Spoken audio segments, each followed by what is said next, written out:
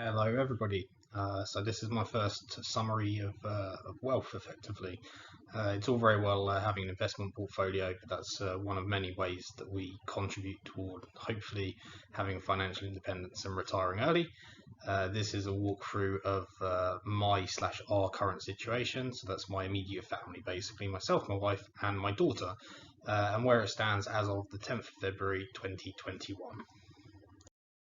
Okay, and on this slide we can see where we're currently at. So as of February we have 237,409. I have to say, when I actually pulled all of this together, it was quite a nice figure. A lot of that is tied up in long-term investments, our equity in our home or private pensions, outside of state pensions, but still a relatively pleasing figure for basically a couple of people in the early to mid-30s and with a family. In terms of where I expect it to be by the end of the year, I do have a cash flow basically where I've pulled these numbers from, and I'm expecting by the end of December to see that 294, basically 295,000. We'll obviously see how that goes, and we'll track it as we go month on month. So there is an actual line behind the projection as well, and we'll see whether we're running ahead of it, behind of it, or in line with expectations. So let's go. Okay, so this is a waterfall graph showing what's contributing toward that 237,000. You can see there 134,000 of it is tied up in our home, basically, so about 30% of the value of our home. We have a place in London, so a fairly modest two-bed, but that is what gets you in London. On top of that, we also have some pensions, as I've touched on. I've actually been working since I was 16. So my pension is running ahead of my wife, who was in uni getting her doctorate, so her income started a little bit later than mine. But you can see there we've got a couple of pensions for myself and my wife. The ISAs, so basically our shares that are in our ISA tax efficient wrap. My daughter also has a junior ISA, so I was on the fence about including this because it's like a custodial account effectively. My wife and I can't use it unless it's specifically to benefit our daughter, but it does contribute toward familial wealth, and we're adding £100 a month to that, so that when already gets to 18, it should be about £40,000 as a nice welcome to adulthood present. Have some shares outside of our ISA, and then the other there we'll touch on a little bit, but that's basically everything else as it stands currently. Okay, and here is our home basically. I had a look at the home value on a property website called Zoopla.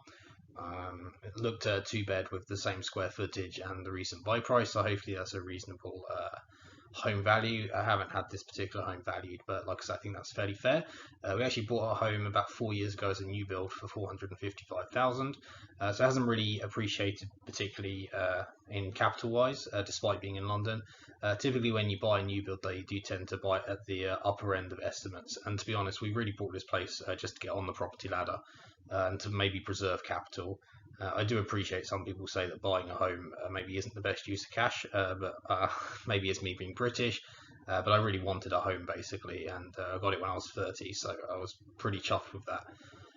So far, we're up to 30% or 29% equity paid off in the home, so feeling pretty good, to be perfectly honest. I'm really looking forward to that getting above 30%, and then above 35% is another big milestone as well. But that's where we currently are in terms of how much our home is worth and how much of it we actually own. So that's pretty encouraging as well. Okay, so in the UK you have private pensions that you're opted into. You have to actually opt out of them. Workplace pensions. I've been contributing to this for a fair number of years, and basically, so I've got two different pension pots. I consolidated all my previous employments into a single one in an investment fund called Nutmeg. So it's currently 25,000, and then my pension in my current employer is in Standard Life. It's currently 27,500, and then my wife's pension about 10.5 there as well in Royal London. So that's our private pensions. We can't get at them for many years. I think when we're 55 we can take a 25% of it tax-free, but otherwise we can't touch it for a couple of decades. But this is, invested in the stock market. I recently did actually assign our investments, sort of split it over about a dozen or so ETFs in each portfolio, so that was actually quite enjoyable. Before then it was quite risk adverse investments, so maybe we weren't making the most of it. But I do expect it to see some capital risk. I made it sort of relatively aggressive, sort of maybe 4 out of 5 in terms of risk. But I think because my wife and I are due to retire for 20 years minimum, up to 30 years when we'll be 65, it seemed like a sensible thing to do. So currently our combined private pension is standing at 63,000. Okay, and now the fun stuff. So this is our shares effectively. Again, we've got Aurelia's Junior ISA here, relatively modest at the moment as part of that, but I've included it, so 1,300 from that.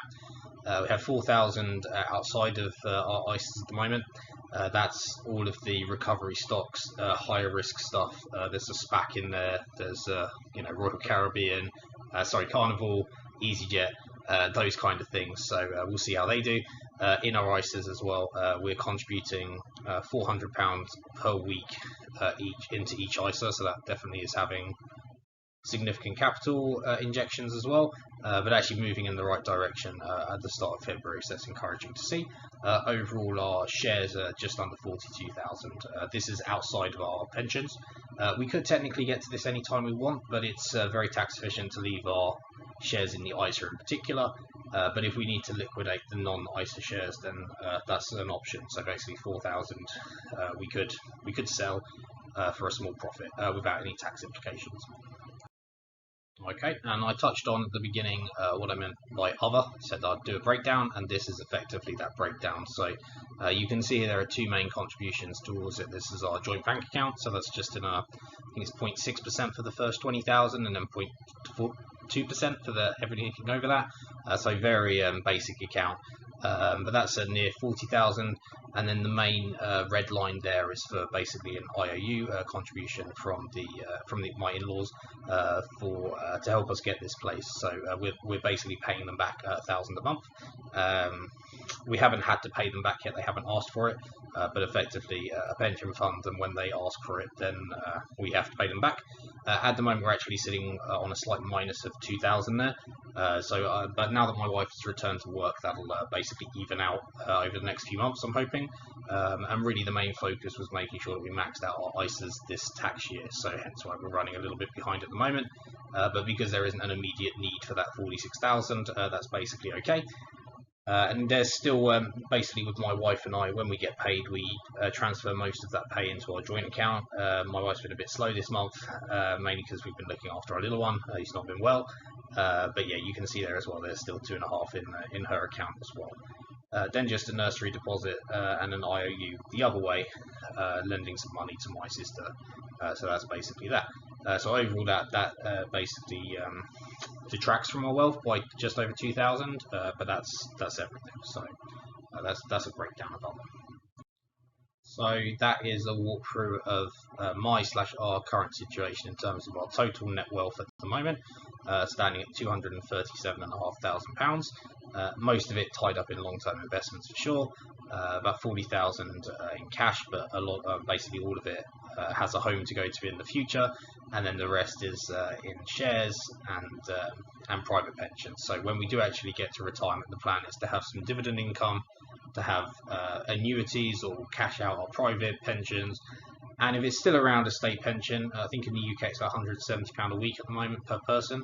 To be honest, I'm not relying on that. If it's still around and it's not means tested by the time we get there, fantastic, but I'm not relying on that in any way. And also as well, our home, if I look at what the rental yield is on this place, it's currently about 18,000 a year. So if we wanted to move elsewhere and we could keep this and then rent it out, that would be quite significant as well, and that should hopefully appreciate over time. We're in quite a good commuter belt, so when we do get to the retirement age, we should have multiple streams of income coming in as the plan. Okay, so I'm going to be doing one of these every month, see where we're up to, and hopefully the plan is to try and hit 295,000 by the end of December, all things going well, being able to contribute and sort of some modest share appreciation across that period as well. If you enjoyed this, drop a like, subscribe and comment, and any questions, I'm properly checking on this every day, and I hope to be uploading a little bit more in the future. But thanks very much everyone.